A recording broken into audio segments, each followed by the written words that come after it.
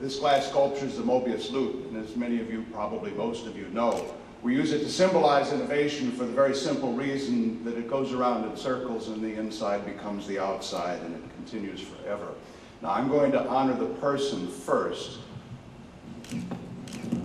and then I'm going to tell you why we're honoring the person. We're honoring two people today. The first one is a gentleman by the name of Merle Crawford. And Merle was the founder of PDMA. He's the reason we're all here.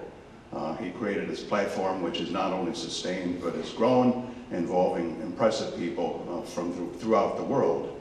When Merle retired, the board asked me to create a suitable presentation award to commemorate his wonderful leadership and his founding vision for PDMA. So the name Crawford Fellow is the logical, although perhaps you might say non-creative extension of that. This particular award is very selective.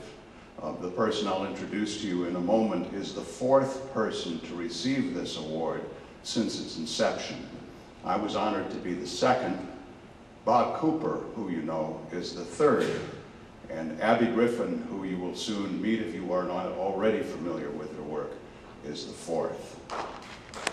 Now,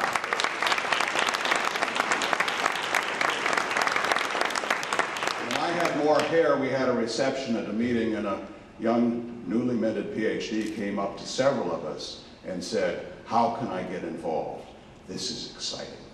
Now, with not too much of a pause, I appointed her to the JPIM editorial board, which I had the authority to do starting in 1990. In 1993, she published her first article in that journal. And if we count the ones that have appeared and are in press, there is more than one per year since the time of her first article, more than one per year. Now, how many of you are interested in the subject of metrics? Few? How many care about how success and failure are defined? You ever practice voice of the customer? Do you worry about house of quality or QFD methods? Are you interested in issues and challenges in sustaining innovation and champion behavior? Have you ever picked up one of our handbooks or toolbooks? Right? I will tell you that for all of those subjects, Abbie was either the author, the editor, or contributor to absolutely everything that I've mentioned. She worked to organize our doctoral recognition program, research policies, and other kinds of things throughout these many years.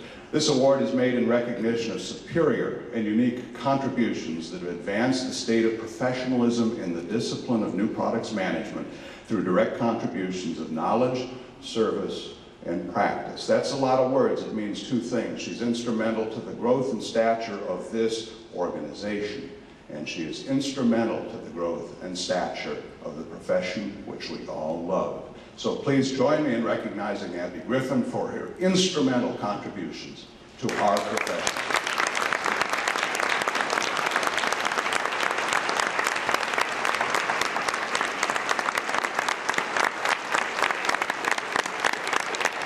Thank you. Actually, it was a practitioner that got me into this mess. Paul O'Connor saw me in the 1990 conference where we had our first research conference. And I complained about, gee, everyone's using different dependent variables. And Paul called me the next week and said, so why don't you start up a piece of research on this? And I said, I don't know what I'm doing. But it's been practitioners like Paul O'Connor, my handbook co-editors and toolbook co-editors of Ned Anschutz, George Castilian, Paul Bellevue, Steve Summermeyer, working with people like Sally Evans and Stan Jankowski and B.B. Nelson with dialogue. Find an academic. You all are practitioners. Find an academic, get to know them. If you see somebody who publishes something that looks interesting in JPIM, even if you can't understand quite all of what it says because it's too academic-y, talk to them. Involve them in research at your company, and you'll learn things that you didn't know were out there and that can help your firm as well as help the academic get tenured. It's been a wonderful 20 years of association. Thank you so much.